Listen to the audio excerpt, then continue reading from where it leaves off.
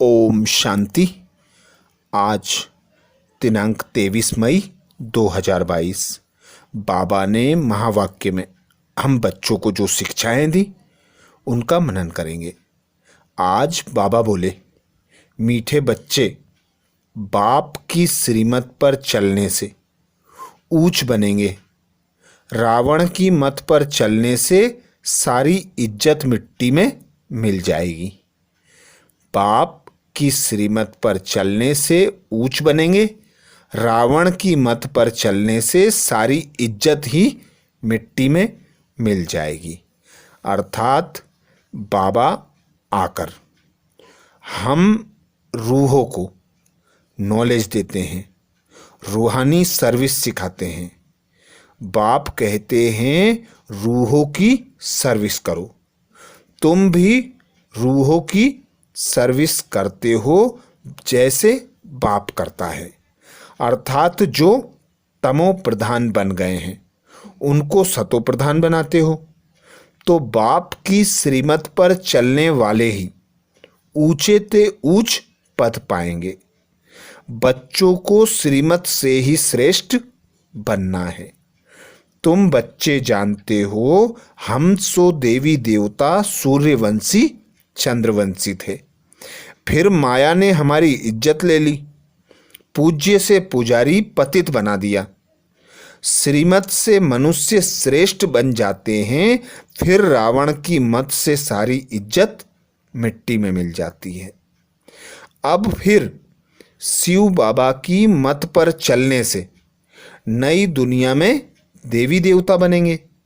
तो कदम कदम पर श्रीमत को फॉलो करना है, तो ही हम ऊंच बन सकेंगे, ऊंच पद प्राप्त कर सकेंगे। सतयुग में महाराजा महारानी पद का अधिकारी बन सकेंगे। प्रश्न किया बाबा ने, ईश्वरीय बर्थ राइट लेने वाले वारिस बच्चों की निशानी सुनाओ। ईश्वरीय बर्थ राइट लेने वाले वारिस बच्चों की निशानी सुनाओ। बाबा उत्तर में बोले, ऐसे वारिस बच्चे बाप को पूरा पूरा फॉलो करते हुए चलेंगे। अर्थात बाबा की जो श्रीमत है। बाबा कहते, जब निराकारी अवस्था में हो तो पिता परमात्मा को फॉलो करो। जब इन कर्मेंद्रियों का आधार लेते हो अर्थात साकार में होते हो तो ब्रह्मा बाप के कदम पर कदम रखकर चलो। दूसरी विशेषता बाप दादा बोले, शूद्रों के संग से बहुत संभाल रखेंगे। कभी भी उनके संग में आकर बाप की श्रीमत में अपनी मनमत मिक्स नहीं करेंगे। अर्थात जो बच्चे ब्राह्मणों की अर्थात ईश्वरीय परिवार का संग करेंगे वे बच्चे ऊंच पद पाएंगे, और जो शूद्रों के संग में रहेंगे उन पर शूद्रों का असर पड़ेगा और वे नीचे ही गिरते जाएंगे और मनमत में परमत भी मिक्स कर लेंगे। अर्थात श्रीमत में मनमत और परमत मिक्स करेंगे तो वे बच्चे वारिस बच्चे नहीं हो सकते। तीसरी विशेषता बाबा बोले, अपना सच्चा सच्चा पोता मेल बाप को सुनाएंगे। अर्थात बाबा कहते, बहुत से बच्चे तो ऐसे हैं जो पत्र भी नहीं लिखते। बाप को जो बच्चे सच्चा सच्चा पोता मेल देते हैं, अपनी खबर देते हैं कि हम क्या कर रहे हैं, कितने घंटे बाबा को याद कर रहे हैं, तो बाबा उनका साथी बनते हैं, सहयोगी बनते हैं और बाबा को पता चलता है कि बच्चे कैसी सर्विस अर्थात कैसा पुरुषार्थ कर रहे हैं। चौथी विशेषता बाबा कहते, एक दो को सावधान करते उन्नति को पाते रहेंगे। एक दो को सावधान करते उन्नति को पाते रहेंगे। अर्थात ईश्वरीय परिवार में कोई भी बच्चा दिल शिकस्त होता है, हिम्मतहीन होता है, अलबेला बनता है, आलस्य उसे घेर लेता है, तो ऐसे को दूसरा भाई जगाएगा, हिम्मत की टांग देगा उसे बाबा के ज्ञान का मनन चिंतन करवाएगा। आपस में बाबा के ज्ञान का लेन देन करेंगे और उन्नति को पाते रहेंगे। पांचवी विशेषता, बाबा कहते कभी भी बाप का हाथ छोड़ने का संकल्प भी नहीं करेंगे। जो बच्चे कल्प पहले बाबा के साथी सहयोगी बने थे, बाबा का हाथ पकड़कर विजयी रत्न बने थे, ऐसे बच्चे संकल्प में भी बाबा का हाथ छोड़ने का संकल्प नहीं करेंगे, अर्थात सोचेंगे भी नहीं। गीत सुनाया बाबा ने, माता ओ माता तू सबकी भाग्य विधाता। बच्चों ने यह गीत सुना।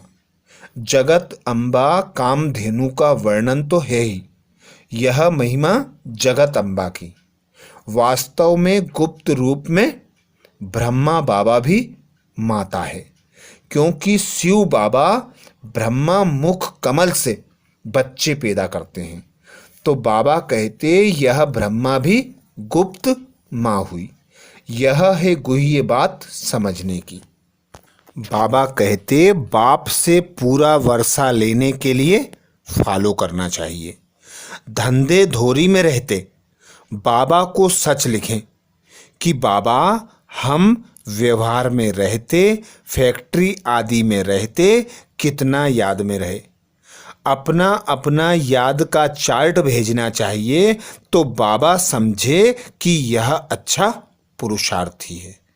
यहाँ तो कई बाप दादा को पत्र भी नहीं लिखते। बाबा समझते हैं कौन बच्चा सतो प्रधान पुरुषार्थ करते, कौन रजो, कौन तमो। तमो पुरुषार्थी जो होगा वह सूर्यवंशी के पास आकर नौकरी करेगा। साहूकार प्रजा के आगे जाकर नौकर बनेगा। इनसे भी कम पद होता है जो बाप का बनकर आश्चर्यवत सुनंती कथंती फारकती देवंती। उनकी दुर्गति सबसे बुरी होनी है। बाप का पूरा वर्षा लेना है तो बाबा को पोता मेल भेज, बाबा उनका रिजल्ट देंगे। पूरा पुरुषार्थ नहीं करते तो माया एकदम खा जाती है। इसलिए बाबा कहते संग बहुत जरूरी है। संग होगा तो समझेंगे हम ईश्वरीय कुल में हैं।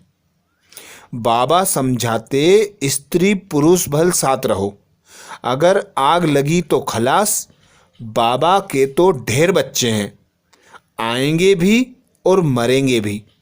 ईश्वरीय बर्थ आसुरी बर्थ से ऊंचा है। आज बाबा ने यह भी श्रीमत दी कि जो तुम आसुरी बर्थडे मनाते हो उसे कैंसिल करो। बहुत लोग मैरिज डे भी मनाते हैं, तो बाबा कहते अब परिवर्तन लाओ, मैरिज डे भी बंद करो। बाबा कहते कल्प कल्प बाप के पास एक जन्म सेक्रीफाई कर, 21 जन्म सुख पाया है, तो क्यों ना हम पवित्र बनेंगे। बाबा आपकी श्रीमत पर चलेंगे। आधा कल्प आसुरी मत पर चले हैं, तो यहाँ बहुत खबरदारी रखनी है। बड़ा भारी वर्षा है, बात मत पूछो। स्कूल में इम्तिहान में नापास होते हैं तो मुंह पीला हो जाता है। यहाँ भी बहुत सजाएं खानी पड़ती हैं, बाबा साक्षात्कार कराते हैं। हम खुद तुमको पढ़ाते थे और कहते थे श्रीमत पर चलो, फिर भी नहीं माना। कितना गुनाह किया, 100 गुना दंड देते हैं, क्योंकि बाप की सर्विस में विघ्न डालते हैं, बाप की निंदा कराते हैं। श्रीमत पर चलने वाला सदा मीठा होगा। किस पर क्रोध किया तो समझो आसुरी मत। कोई समझते बाबा ने सभा में हमारी इज्जत ली, सबके आगे सुनाया। अरे बेहद का बाप तो सबकी इज्जत बढ़ाते हैं। बाबा को इतने ढेर बच्चे हैं, एक एक को छिपा कर समझाएंगे क्या। बाप तो सबके सामने कह देते हैं। एक बाप ही हैं जिनकी श्रीमत पर चलकर श्रेष्ठ ऊंचे से ऊंचे बनते हैं। अपनी मत पर चलेंगे तो गिर पड़ेंगे, गिरते गिरते मर पड़ेंगे। यहाँ तो चिंताओं की चिता है, वहाँ चिंता का नामो निशान होता नहीं। तो श्रीमत पर चलना पड़े, फिर जो चाहे सो बनो। बाबा कहते माया बड़ी दुश्मन है, योग लगाने नहीं देती है। तो बाबा कहते हैं कभी भी यह नहीं कहना कि हमको योग में बिठाओ। एक जगह बैठ योग लगाने की आदत पड़ जाएगी तो फिर चलते फिरते योग लगेगा ही नहीं। कहेंगे हम दीदी के पास जाकर योग में बैठेंगे। बाप तो कहते हैं चलते फिरते बाप और वर्षे को याद करो, बस और कुछ नहीं। एक शब्द बताते मामेकम याद करो। गीता सुनाने वाले यह कह न सके। स्वर्ग का भी बाबा कहते तुमने साक्षात्कार किया है। बाबा अभी जास्ती नहीं कराते क्योंकि नए बच्चे समझेंगे कि जादू है। आज बाबा ने हम बच्चों को वरदान दिया। वरदान में बाबा बोले बाप दादा के स्नेह के रिटर्न में समान बनने वाले तपस्वी मूर्त भाव। बाप दादा के स्नेह के रिटर्न में समान बनने वाले तपस्वी मूर्त भाव। समय की परिस्थितियों के प्रमाण स्व की उन्नति व तीव्र गति से सेवा करने तथा बाप दादा के स्नेह का रिटर्न देने के लिए वर्तमान समय तपस्या की अति आवश्यकता है। तपस्या अर्थात स्व उन्नति करना, परिस्थिति प्रमाण खुद को परिवर्तित करना। जो बच्चे बाबा कहते स्नेही होते हैं तो स्नेही के प्रति कुछ भी करना आसान होता है। छोटी मोटी समस्या हो, छोटा मोटा त्याग हो, वह भी सहज लगता है क्योंकि प्राप्ति इतनी बड़ी है। तो बाबा हम बच्चों से निस्वार्थ स्नेह करते हैं। उस स्नेह के रिटर्न में बाबा कहते मेरे समान बनो, बाप समान बनो, बाप दादा को फॉलो करो, बाप दादा के कदम पर कदम रखकर चलो। आगे बाबा कहते बाप से बच्चों का प्यार है, लेकिन बाप दादा प्यार के रिटर्न स्वरूप में बच्चों को अपने समान देखना चाहते हैं। समान बनने के लिए तपस्वी मूर्त बनो। इसके लिए चारों ओर के किनारे छोड़ बेहद के बैरागी बनो। किनारों को सहारा नहीं बनाओ। अर्थात बाबा समान बनने के लिए हम बच्चों को श्रीमत देते तपस्वी मूर्त बनो। इसके लिए चारों ओर के किनारे छोड़ दो। अर्थात देह से उपराम, देह के संबंधों से उपराम, कर्म के बंधनों से उपराम, सुख सुविधा के साधनों से उपराम। भल कर्मेंद्रिय का आधार लेना है पर कर्म के संबंध में आना है, बंधन में नहीं आना है। बाबा कहते तुम बेहद के बैरागी बनो, सब किनारे छोड़कर न्यारे और प्यारे बनो। किनारों को सहारा नहीं बनाओ। एक बाप से सर्व सहारे अनुभव करो। एक बाप से सर्व संबंध अनुभव करो। एक बाप से सर्व प्राप्तियों की अनुभूति करो। तो ऐसे बेहद के बैरागी बनना है। एक व्रता एक रस स्थिति बनाना है कि सदा मुख से यही निकले मेरा तो एक बाबा दूजा ना कोई। तो बाबा कहते ऐसे स्नेही बनो। अर्थात बाप दादा ने जो निस्वार्थ स्नेह दिया है उसके रिटर्न में बाप समान बनने का पुरुषार्थ करो। स्लोगन में बाबा कहते, शीतल बन दूसरों को शीतल दृष्टि से निहाल करने वाले शीतल योगी बनो। शीतल बन दूसरों को शीतल दृष्टि से शीतल करने वाले शीतल योगी बनो। बाप दादा हमें श्रीमत देते कि एकांतवासी बनो, अंतर्मुखी बनो, एक के अंत में खो जाओ।